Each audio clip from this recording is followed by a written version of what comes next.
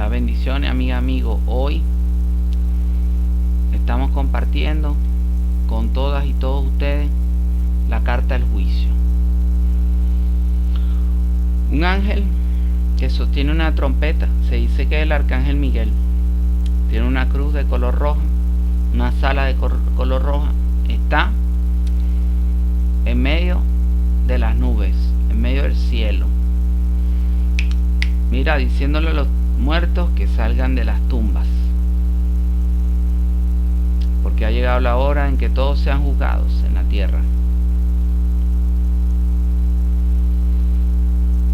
Bueno,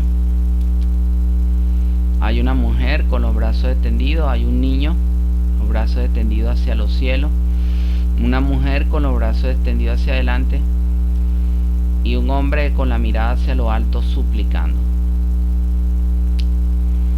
Bueno, realmente el ángel sostiene una trompeta de color dorado anunciando que ha llegado el juicio final. Bueno, realmente, amigas, amigos, el juicio en el plano físico tiene que ver con esos elementos, ¿no? En los cuales se suscitan diferencias entre las personas. Se pueden suscitar situaciones de dificultad, por ejemplo un juicio vinculado con un desalojo de un apartamento, un juicio vinculado con un desalojo de una casa. ¿Ves? Allí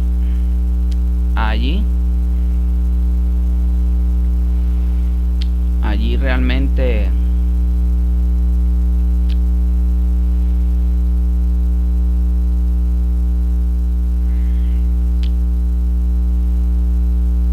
verdaderamente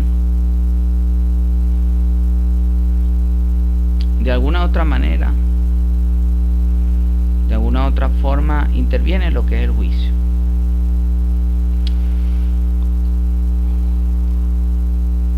En derecho hay juicio penal, hay juicio civil a nivel de los matrimonios.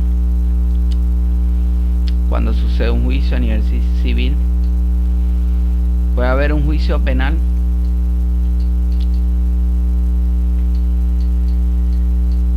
cuando, por ejemplo, hay una causa penal, un hurto.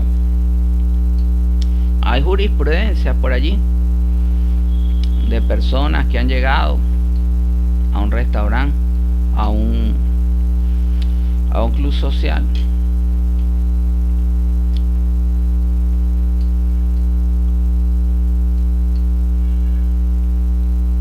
y han agarrado, digamos, algo, un objeto, ¿no? Se lo han introducido en el pantalón, lo han guardado en la chaqueta y se han ido y los agarran. Hurto. ¿Ves? El delito del hurto. Los tipifican con el delito del hurto.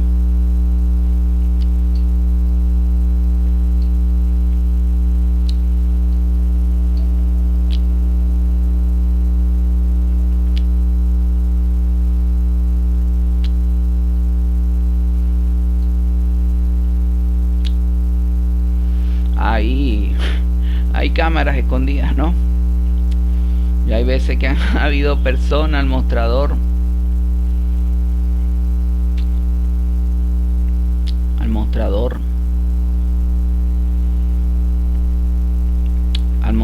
de alguna tienda, y se han metido alguna ropa en el bolso por dentro. Si los agarran, hurto, pues los pueden acusar de hurto. Un amigo entró una vez a un supermercado porque había un combo, se suponía que había una comida a un precio reducido, más barato. Y entonces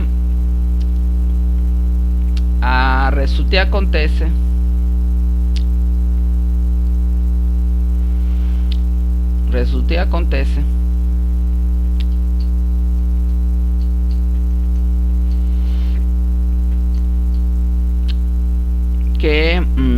amigo se puso a hablar con una muchacha. La muchacha entró y le dice, estaban en la cola allí, y le dice la muchacha, ya vengo. Y el muchacho le dice, ok.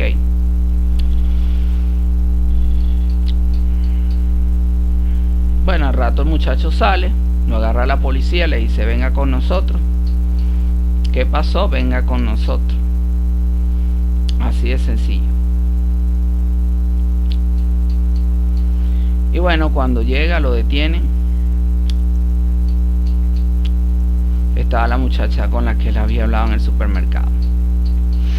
Resulta y acontece, también está ahí detenida. Resulta y acontece que la muchacha estaba robando en el supermercado, estaba hurtando, mejor dicho. Lo que encontraba, salsas, pastas, se las metía en la cartera. Obvio que a la muchacha la agarraron en flagrancia, ¿no? Como con los crespos hechos, ¿no? La agarraron con los crespos hechos. En derecho se dice, la agarraron en flagrancia, es decir, estaban todas las pruebas allí, pues. Todos lo vieron, se lo sacaron de la cartera y no puede decir que fue por error. La agarraron las cámaras, lo vieron las cámaras y la policía le hizo un seguimiento, la inteligencia interna del supermercado. Bueno, muchacho tembloroso, ¿qué estaba pasando? Lo estaban vinculando al muchacho con la muchacha porque simplemente ellos dos habían hablado dentro del supermercado. Afortunadamente la muchacha dijo que ella no lo conocía a él. Y él obviamente también dijo que él no la conocía a ella. ¿Ves? Pero de todas maneras el muchacho pasó el mal momento. Le dijeron, dinos la verdad. El muchacho estaba limpio porque cuando le abrieron el bolso al muchacho, el muchacho venía más bien de pagar sus impuestos. Una persona que es pobre pero está buscando la manera de subsistir, ¿no? De encontrar los precios más baratos, lo más económicos.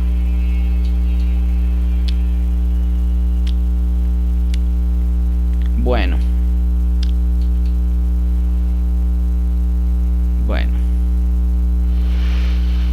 Total, que la muchacha estaba hasta sin documentos de identificación. No tenía ningún documento de identificación. La muchacha salió a hurtar porque tenía a sus hijos en la casa y no tenía nada que darles de comer. Bueno, ¿qué les puedo decir? Ya lo demás fue, la policía le dijo al muchacho, vete, tú estás libre de esto, no tienes nada que ver con esto. Y por supuesto la muchacha, sí, ahí estaban las pruebas, la evidencia de todo. Bueno, de eso se trata el juicio. Cuando se ha realizado una actividad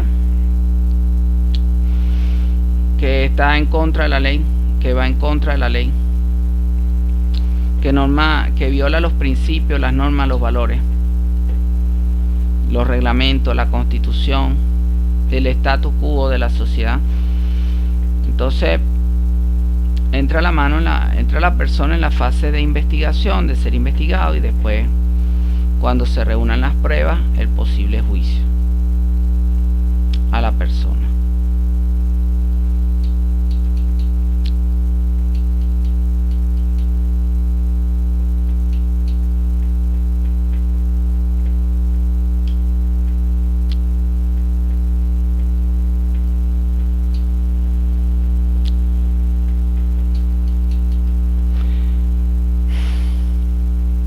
Una persona entonces le tiene que rendir a las leyes de declaración. Tiene que decir si es culpable o si es inocente.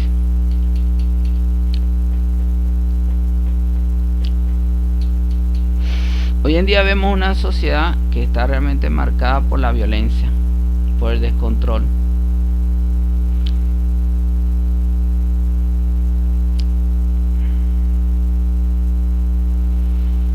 Y por supuesto,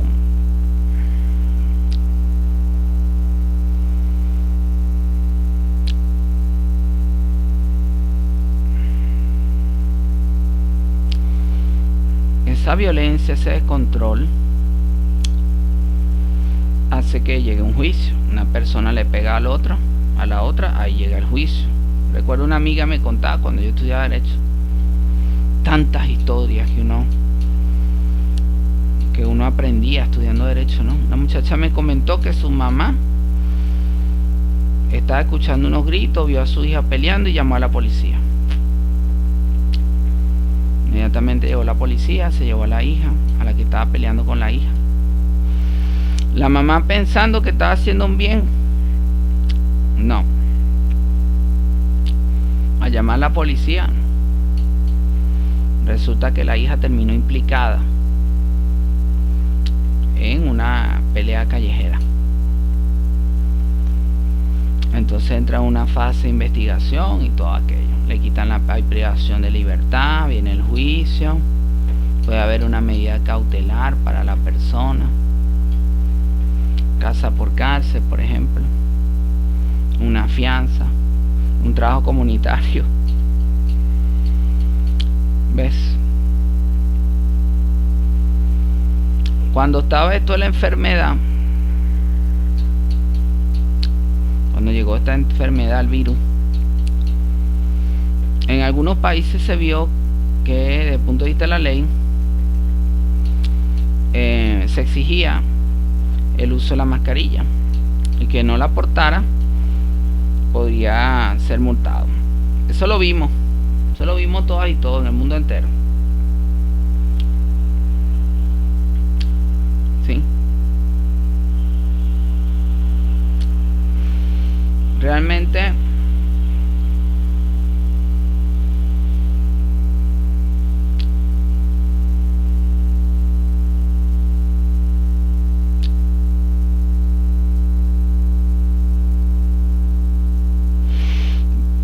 verdaderamente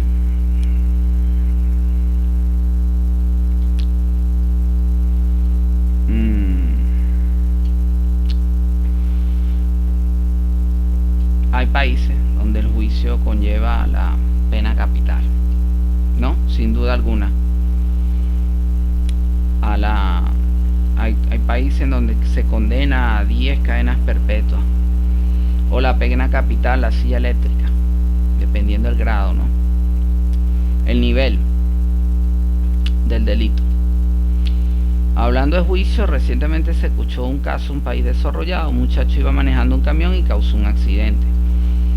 Le dieron una pena muy severa y después la sociedad, viendo el nivel de la severidad de la pena del juicio, que le pareció a la sociedad exagerada, que fue un accidente de tránsito, y eso muchas veces la persona que está trabajando no quiere que eso suceda. Son, como su nombre lo indica, son accidentes, son situaciones que escapan de las manos de la persona. Entonces vemos pues que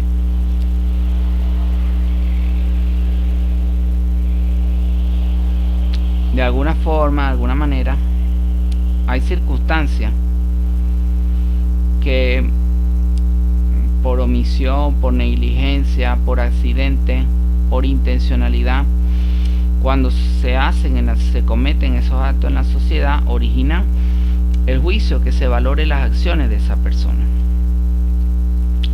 Es el llamado a la trompeta. ¿Ven? Es el llamado a la trompeta. Bueno, eso más o menos ya tienen idea de lo que es un juicio, sus consecuencias, su forma de ser abordado. Vamos a hablar ahora de los filósofos. Zenón de Elea, filósofo presocrático, nos decía que usted realmente tiene que, si va a decir algo, tiene que tener argumento. ¿Cuál es el argumento del juicio? Un llamado de atención que está presentado por la trompeta. Es un llamado de atención que se hace, que se ve reflejado en la trompeta por todo lo alto. El argumento es que se le llama la atención a una persona natural o una persona jurídica, o a las almas, o en este caso a los muertos.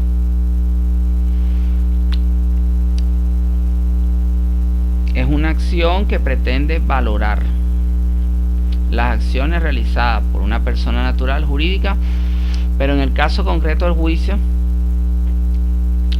las acciones de las personas realizadas durante su vida. Y esto es muy importante señalarlo, porque parece que hoy en día a nadie le importa lo que hace en la vida, a nadie le interesa.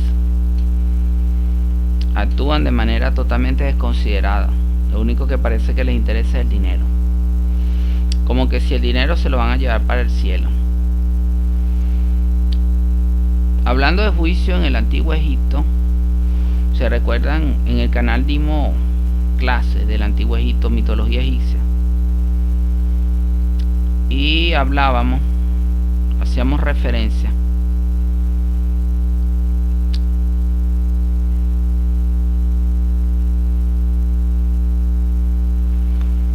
a que estaba el sumo sacerdote. El sumo sacerdote era el que momificaba, sacerdote del templo del valle, le decían, el templo del valle. Y estaba el sumo sacerdote en el templo del valle. Era un valle que conducía a las pirámides. Ahí estaba el sumo sacerdote, y cuando tenían un muerto lo embalsamaba el sumo sacerdote, le hacía un ritual para darle vida, para que fuera el juicio donde el dios Osiris. Ese era el argumento que tenían los egipcios en cuanto al juicio. Después, en teoría, debía ir hacia la Duat, que era el infierno, o hacia el cielo del dios Ra, que era el cielo del dios Sol. En cuanto a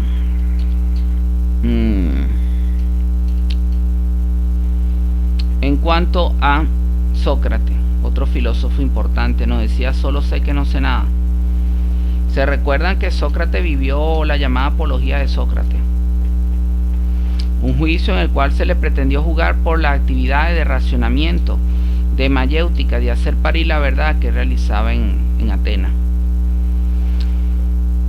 Jamás Sócrates dijo que lo que había hecho era mal y que no tenía que retratarse de nada, porque él considera que respondía a los dioses. Una persona con conciencia, ¿lo ven? Con verdadera conciencia de valores, de trascendencia, de que existe un más allá. Él vivió el juicio y no se retrató. Le pidieron que se retrataran de lo que había dicho, no se retrató. Fue juzgado, pena de muerte, le iban a dar cicuta, y en teoría se supone, por el sueño, la revelación que tuvo Sócrates, que lo recibía una mujer en un jardín, estilo jardín del Edén. En teoría se supone que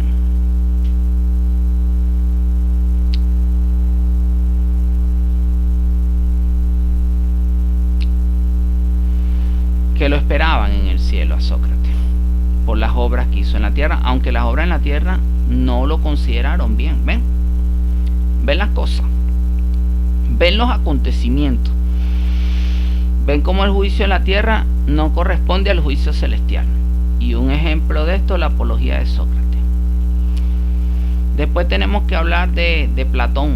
Platón decía que las sociedades se enferman. Hoy en día vemos una sociedad marcada por violencia, que cada día parece que cae en las tinieblas de la guerra, del conflicto, la conflictividad. Se enciende en fuego. Eso es un juicio, señores. No miremos hacia los lados para buscar respuesta a lo que está ocurriendo en la tierra. Con esos niveles de conflictividad desatada, eso es un juicio celestial. Cuando nosotros como una humanidad no hemos dado respuesta a los valores necesarios para responder a los 10 mandamientos, a la bendición de Dios, obviamente llega el juicio.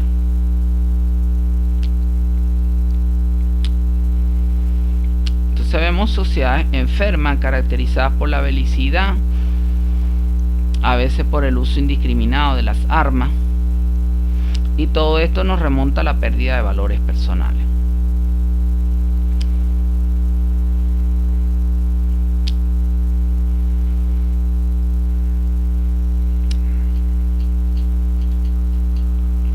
Bueno, tenemos que hablar de Teodoro, otro filósofo importante de Grecia. Nos decía que si usted tiene una divergencia y hay otro contexto que se opone, que diverge, se están presentando dos divergencias, puede surgir un conflicto mayor. Vemos hoy en día la dualidad. Han intentado dividir el mundo en dos mitades, en dos pedazos, para marcar con dolor, con desdicha, la humanidad al planeta Tierra. Eso tenemos que tenerlo realmente claro. Cuando hay división, como dice por allí, domina y vencerá. Cuando hay divisiones, obviamente empiezan a haber los conflictos, los problemas, las dificultades. ¿Sí?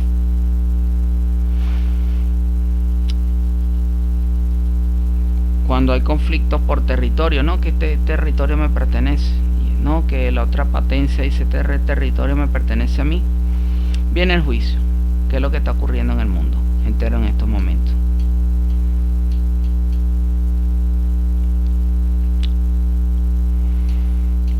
¿Qué carta le podría salir ahorita al planeta? 3 cartas. Bueno, le podría salir 10 de espada, 3 de espada y el juicio al revés.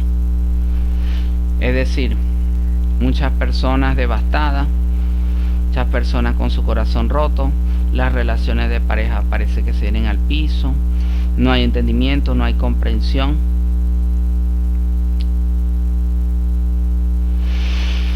El juicio al revés, es decir, ya un proceso de belicidad,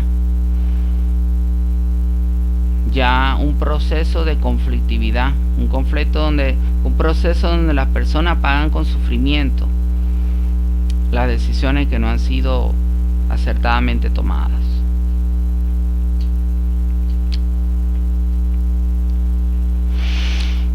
Seguimos con Heráclito. Heráclito nos decía que no atraviesas 2 veces por el mismo río, porque 2 veces no son las mismas aguas. En cuanto al juicio, hay una canción que dice por allí: si no fuéramos venidos, no nos fueran agarrados.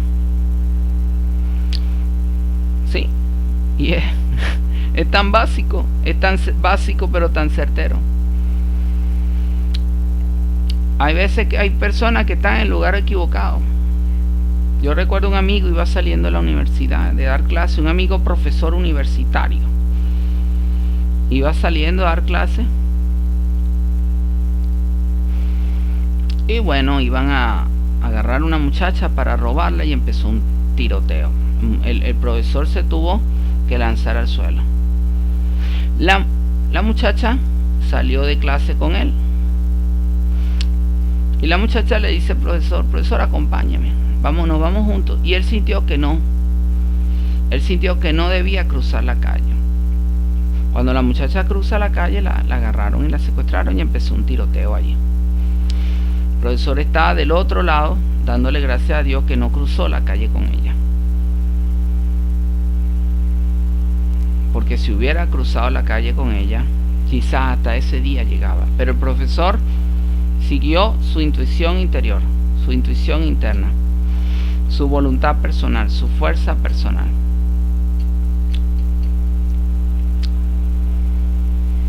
Tenemos que hablar hoy de Hegel, la dialéctica de Hegel, lo cual y cuantitativo. Obviamente que dependiendo del daño que se haga, debe haber una condición. Dependiendo de la condición de la persona, también hay un juicio. Hay personas que alegan en un juicio que están enfermas, y eso es ese testimonio en algunos casos puede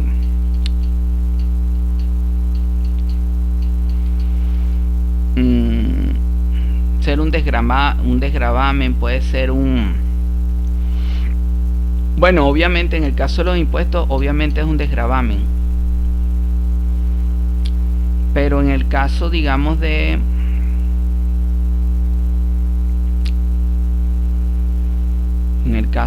por ejemplo, de una pena, una persona está enferma, entonces está en la prisión, pero demuestran que está muy enferma, que no puede seguir allí, se le dan casa por cárcel.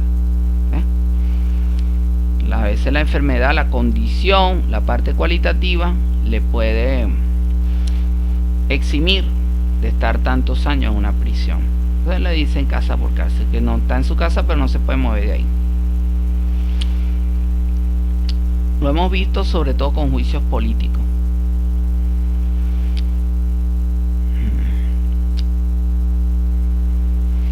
¿Lo cualitativo afecta a lo cuantitativo? Sí, porque dependiendo de la actitud que se tenga en un hecho,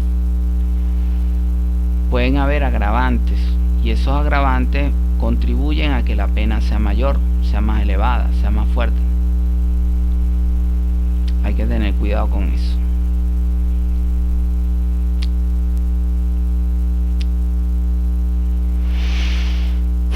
Desde el punto de vista de la dialéctica materialista, tenemos que hablar hoy de este gran amigo, Carlos Marx. Nos decía que todo viene desde la mercancía, desde la esencia material, y a partir de allí crece y se expande. Y esa teoría dio como origen también a la teoría burguesa, de la burguesía y el proletariado. La burguesía, aquellos poseedores de los medios de producción; el proletariado, los que utilizan su fuerza de trabajo para producir en los medios de producción. Y se dice que de eso viene un conflicto, una lucha de clases.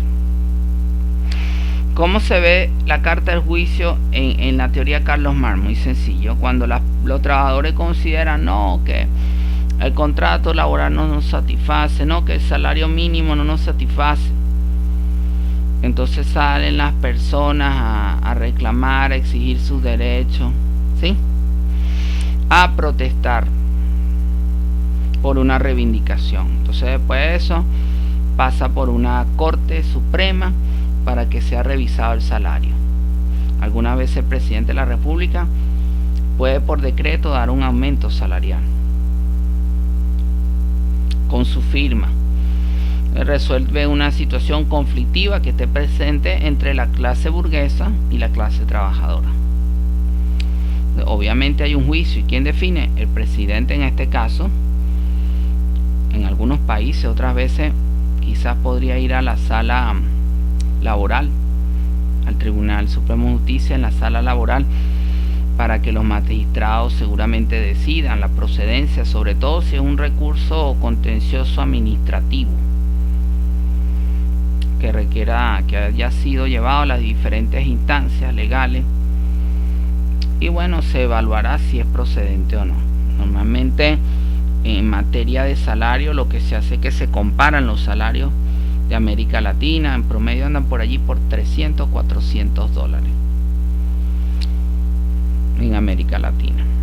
En Estados Unidos es diferente. En Estados Unidos ganan por hora y aproximadamente anda por allí por los 20 dólares. O sea, persona que te trabaja 5 horas diarias tiene 100 dólares, por 5 son 500 dólares, por 4 son 2.000 dólares al mes. Está bien, sueldo aceptable.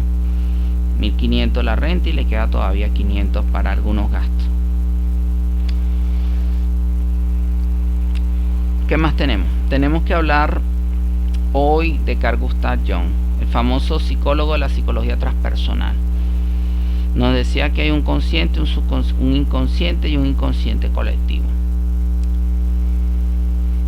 ¿Cuál es el consciente de la carta del juicio? Aquí hay dos conscientes: los muertos que están llamados a juicio y están implorando, y el otro consciente es la parte divina, la parte celestial, que llega y dice, bueno, van a ser puestos en la balanza para ver cuál es el peso de sus obras en la tierra.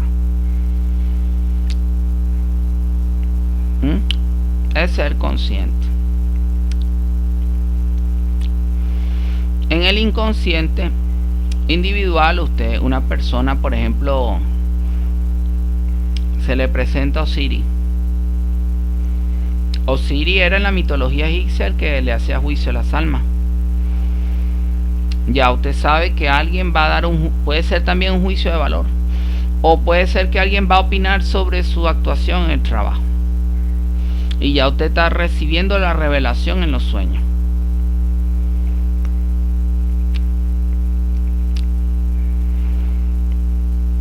En cuanto a el inconsciente colectivo, yo creo que cuando hablamos de juicio, la trompeta del Apocalipsis obviamente es un símbolo de juicio. También tenemos que decir, por ejemplo, en los Hopis, en los nativos americanos Hopi,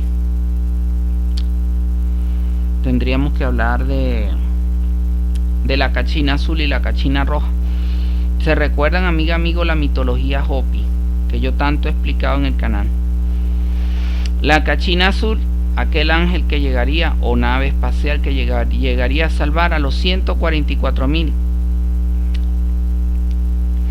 que merecían ser salvados del desastre. La cachina roja, esa nave que decía, ya esto no tiene sentido que sigan aquí, se acabó esto, y después nos veremos. Es un juicio celestial, en teoría, según los Hopi, por los ángeles, que también le podemos decir seres extraterrestres, que puede llegar a la Tierra en algún momento. Algunos en la Tierra se han opuesto a la posibilidad de ese juicio, como por ejemplo Japón dice que ellos consideran el fenómeno extraterrestre de las naves OVNI como un fenómeno de seguridad de Estado. ¿Qué van a hacer? Tendrán que desarrollar nuevas tecnologías para estar a la altura de estos señores, que en teoría tienen naves anfibias que ingresan por el sur, el polo sur, y salen por el polo norte a través de las cavidades internas de la Tierra, según lo revelado por Parravicini, profeta mágico y bendecido de Argentina. Tierra mágica, tierra de luz, faro de luz del mundo. Allí lo tienen, pues. Allí lo tienen. En las mitologías están contemplados los juicios que vienen del cielo, producto de que no se ha respondido a una forma de vida basada en la paz, en la concordia, en la prudencia, en el bienestar colectivo. Ahora bien, tenemos que hablar de Carl Sagan. Carl Sagan era un astrofísico de Estados Unidos, de Nueva York. Carl Sagan nos decía, bueno, fue el primer astrofísico en la década del 70 de enviar un mensaje más allá de la Tierra, civilización extraterrestre, para decirle que medíamos unos 74 en promedio, 2 hélices genéticas, tercer planeta del sistema solar, manejamos el sistema binario.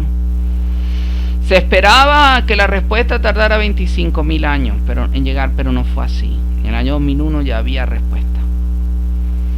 Los seres extraterrestres utilizaron los Crop Circle. En teoría, ellos llegan con su nave, seguramente un diseño que ya tienen preestablecido en la computadora, y lanzan un rayo electromagnético que les permite hacer un dibujito sobre el trigo, sobre el monte. Entonces, ¿qué dibujito nos hicieron? Bueno, nos dieron que ellos eran más de 5,000 millones de seres. En 2001 nos dieron eso. Tienen una triple hélice genética, tienen también antenas, manejan el sistema binario. Nos enviaron un mensaje de paz, que tuviéramos cuidado con los que mienten, pero que creyéramos que más allá hay bien. Creyéramos que más allá hay bien, es decir, son personas de paz. El concepto de ellos es de paz, del bien, del bienestar.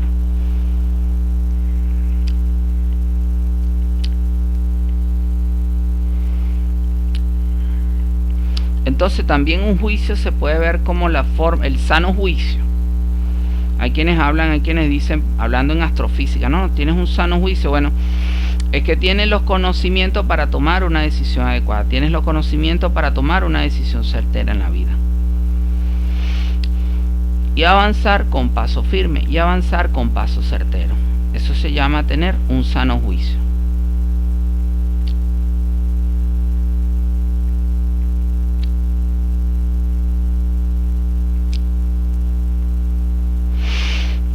Entonces, la persona que tiene sano juicio, por lo menos en astrofísica,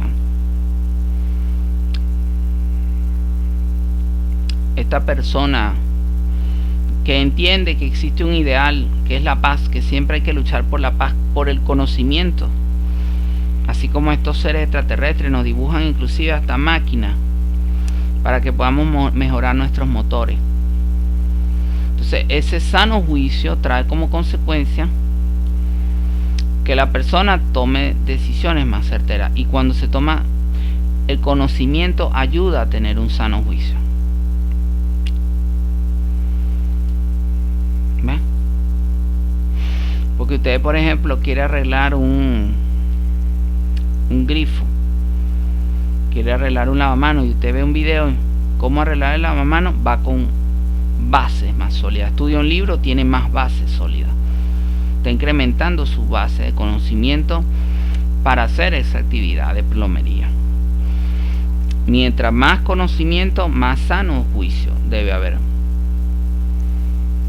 Jurisprudencia, ¿qué es la prudencia? La jurisprudencia en derecho, por ejemplo, que usted conoce cuáles han sido las decisiones anteriores sobre un caso, y entonces llega y usted aplica esa jurisprudencia y trata de aplicarla o relacionarla con algún caso que a usted le toque desarrollar o establecer. Por eso también en derecho se habla de jurisprudencia.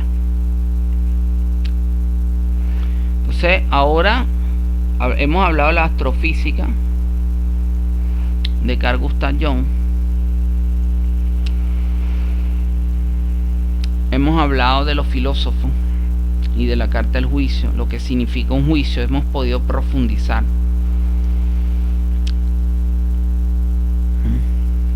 en torno a lo que es como tal el juicio, ¿verdad?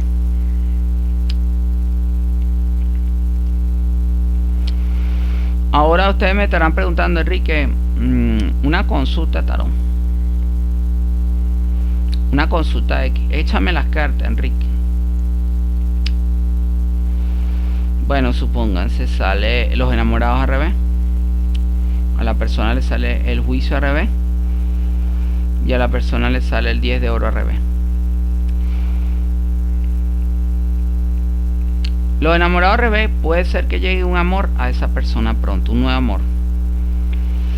Juicio al revés, puede ser que ellos dos no tengan la capacidad para relacionarse, interrelacionarse.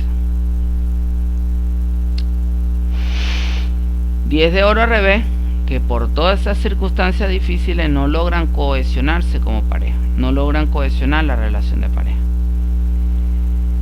Recuérdense que siempre en mi forma de echar el tarot, yo primero la primera carta del pasado, la segunda del presente, la tercera del futuro. Ahora bien, yo también les he hablado a ustedes de un tarot vivo, de un tarot viviente, que esa es otra idea que pretendo difundir en estos cursos. Y ustedes se estarán preguntando, Enrique, ¿qué es un tarot viviente? Bueno, un tarot viviente es algo que yo he aprendido en mi experiencia de vida. Cuando usted sale de su hogar, puede haber un aviso en un lapso de 5 metros de distancia. Puede estar allí presente un aviso de tarot viviente. Cuando usted está entrando a su hogar, puede haber un aviso de tarot viviente cuando usted está entrando a su hogar. ¿Quiénes le van a dar ese aviso? Se lo van a dar las personas que están allí, los objetos y los animales. Usted tiene que saber la historia de cada persona que vive en su casa, o en su edificio, o en su urbanización. Porque si es una persona, por ejemplo, que es un chulo, que le gusta vivir de los demás, que le gusta quitarle el dinero a los demás, y esa persona se para en su casa, cuando usted vaya a salir podrá encontrarse situaciones que le tocan, que le llegan. Un ratero, por ejemplo, que se acerca a usted. El ratero, esos seres, que esas personas que le quitan a otro lo que les pertenece, un ratero.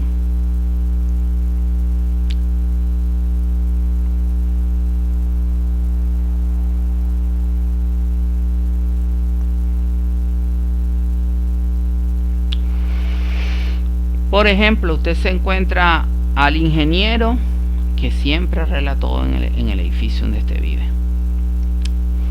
Bueno, los caminos están despejados, porque hay una energía de que los caminos están despejados.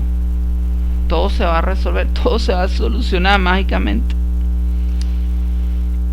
Es el ingeniero que hace los trabajos en el edificio y no cobra. Es el ingeniero que arregla los motores, la bomba, limpia los tanques, arregla el tablero eléctrico. Como dicen por allí, todo en uno. Usted se lo encuentra y ese es un portal de soluciones que se están abriendo allí para usted. Tenga eso en cuenta.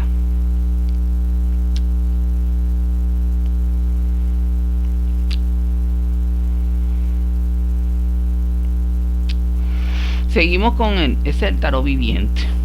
O sea que cuando usted va a entrar, si usted entra a su casa, se encuentra a esa mujer que siempre está chismeando todo el día, pero está parada en su casa, tenga cuidado. Tenga mucho cuidado de no ingerir algo indebido, de no tomarse un alimento que esté pasado, que esté vencido, porque esa mujer le puede estar avisando que algo puede llegar malo a usted esa noche, ese día dentro de su hogar. Por eso esa mujer se paró allí, la chismosa, porque le está dando un aviso. Esa es mi experiencia de vida, ¿ok? Si usted está dentro de su hogar y por ejemplo estalla un cable, ¡puf! ¡Uf! Hay un cortocircuito y usted dice, qué raro, ¿por qué pasó esto? ¿Verdad? ¿Por qué pasó esta situación? Bueno, puede ser que usted al día siguiente, a más tardar, ya tenga una discusión con alguien cerca de donde hubo el cortocircuito. El cable que hizo corto, la circunstancia que hizo corto, le estaba avisando a usted que usted iba a tener una discusión importante que le iba a impactar a usted bastante. Sí, vamos entendiendo. Ahora bien,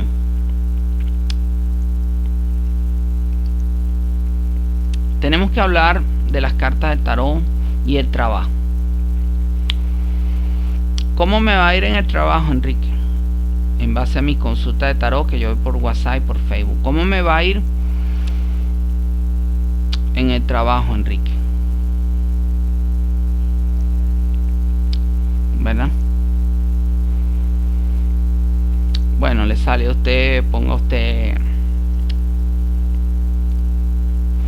2 de oro al revés, 7 de basto al revés, el juicio al revés. No era la mejor decisión. El 2 de oro le dice que ese trabajo no es la mejor decisión. Un 7 de basto le está invitando a que evalúe otras opciones, a que evalúe otras posibilidades. Y un juicio al revés es que si le dan el trabajo más tarde de 3 meses, usted no sigue en ese trabajo, no continúa en ese trabajo.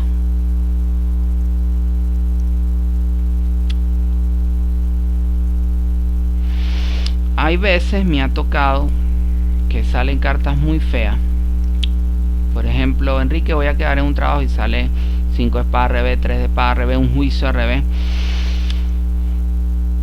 No significa que no va a quedar la persona. Puede ser que quede en el trabajo, pero ese trabajo no va a ser rentable, o no va a ser de luz, o no va a ser de motivación para esa persona. No va a ser de entusiasmo para esa persona. Entonces todo empieza a estar marcado por cartas al revés. ¿Sí lo ve? Entonces voy a quedar. Tienes posibilidad de quedar, pero no significa que el trabajo va a ser bueno para ti, ni va a ser productivo, ni va a generar oro, ni va a generar éxito en tu vida. Pueden ser más bien etapas difíciles donde hay problemas y después la persona llega y me dice, sí, Enrique, mira, me cambiaron 2 veces de puesto de trabajo, me han rotado, han hecho rotación de personal, ha sido difícil, ha sido bastante difícil, Enrique. Bueno, supónganse que sale en el amor, una relación de pareja. sale la carta. ¿Qué está pasando con mi relación, Enrique? Otra pregunta que siempre me hace. Sale as de oro al revés, 10 de oro al revés, juicio al revés. En un principio fueron amigos. Eso cambió. 10 de oro al revés. En el presente, la relación de pareja no trae el beneficio que se esperaba. Y por producto de esa circunstancia de no recibir lo esperado, llega el juicio al revés. ¿Qué es el juicio al revés? Puede ser un divorcio. El llamado contencioso administrativo, ¿se acuerdan? Del derecho civil.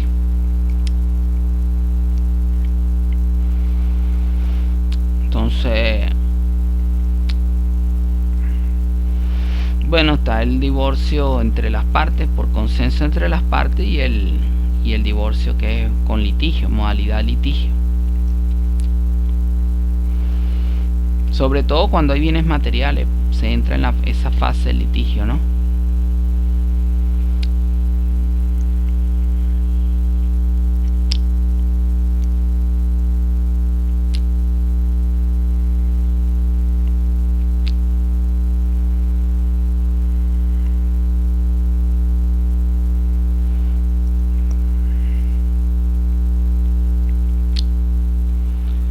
Me debo mudar de país.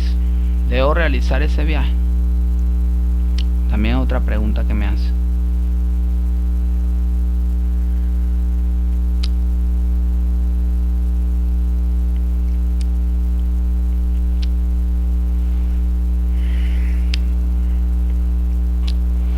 Supónganse que sale un 2 al revés de oro. 2 de oro al revés. Juicio al revés. 5 espadas. 2 de oro al revés te puede hablar de que eso puede tardarse 2 años en realizar ese viaje. Y aún realizando el viaje fue una mala decisión. Te lo dice la carta del juicio al revés.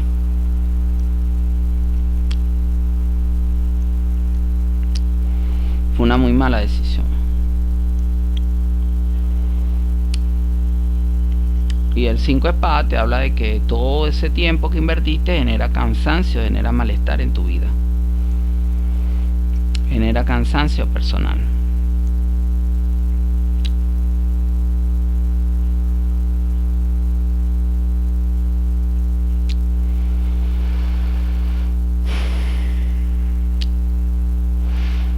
Enrique, ¿me debo cambiar de trabajo? Otra pregunta que siempre es habitual.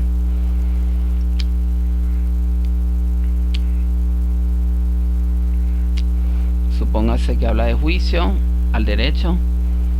Sale 12 de oro al derecho, normal. Y sale el carro. Bueno, si tienes quizá un 70% de tomar una decisión acertada haciendo el cambio al otro trabajo. Recuerden que siempre, amiga, amigos, cuando ustedes van a leer el tarot, lo realmente importante es que ustedes tomen en cuenta las almas. El llamado en el modelo de Carl Gustav Jung, el llamado inconsciente colectivo, el nivel de las almas. ¿Sí? ¿Qué dicen? ¿Qué dice esa conciencia colectiva? ¿De qué significa esas cartas? Porque el tarot es algo espiritual. Si usted está respondiendo a lo espiritual con lo espiritual, usted va bien. Usted va realmente bien. ¿Sí? Porque usted está tomando una decisión desde el nivel espiritual y está dando una información desde el nivel espiritual. Entonces usted va bien, va avanzando. Pero si usted se pone a decir lo que está en el libro escrito de tarot, tiene que tener cuidado. Porque una cosa son los conceptos que en un momento dado tuvieron utilidad para una persona. Y otra cosa son los conceptos que son de relevancia en este momento. Realmente hay que desarrollar esa conexión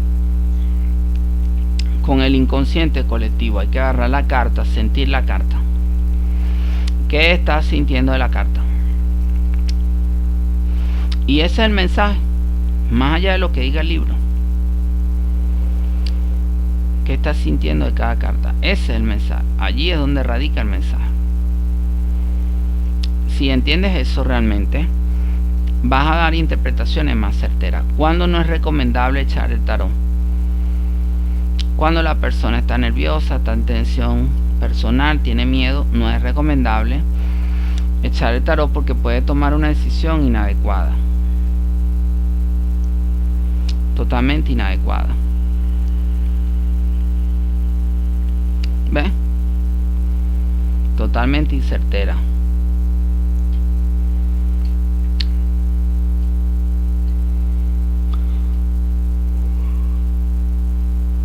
Porque está vibrando la persona en el nivel del bajo astral. Y el nivel del bajo astral se basa en la mentira y hay que tener cuidado con eso. El engaño, la traición. Una persona que está tomada por el terror, por los miedos, por la incertidumbre, no puede agarrar un tarot. Una persona que está descontrolada de sus emociones no puede agarrar el tarot, porque aun cuando el tarot le esté dando una buena información, esa persona emocionalmente al final va a hacer lo que le provoca. Y a veces viendo una información de algo que iba a salir bien, toma otra idea y lo cambia. Todo iba bien, pero la persona con su miedo se puso a consultar. Con su terror personal, la persona se puso a consultar y cambió todo, y todo empeoró. Donde había oro, viendo que había oro, le entró el egocentrismo, pensó dar un aporte donde no había que ya aportar nada y lo cambió todo negativamente. Hay que tener cuidado con eso. Muchísimo cuidado. Bueno, eso es lo que es la carta del juicio desde el punto de vista de los filósofos, desde el punto de vista del modelo psicológico de Carl Gustav Jung, desde el punto de vista de la astrofísica de Carl Sagan, y mi humilde experiencia dando consultas de tarot, las cuales recomiendo siempre que sean del nivel, más allá de los conceptos terrenales, que sean desde el nivel del inconsciente colectivo, que es donde están las verdaderas respuestas, y es el nivel del amor en el cual todas y todos debemos habitar, debemos existir. Bueno, amigas, amigos, recuerden, esto fue el curso de tarot, hoy hablando de la carta del juicio, expresado por los cielos, comentado por Enrique. Estoy cada día para apoyarlos desde mi grupo de Facebook, Pensamiento Dorado. Muchas gracias a todas y todos, muchas bendiciones, amén.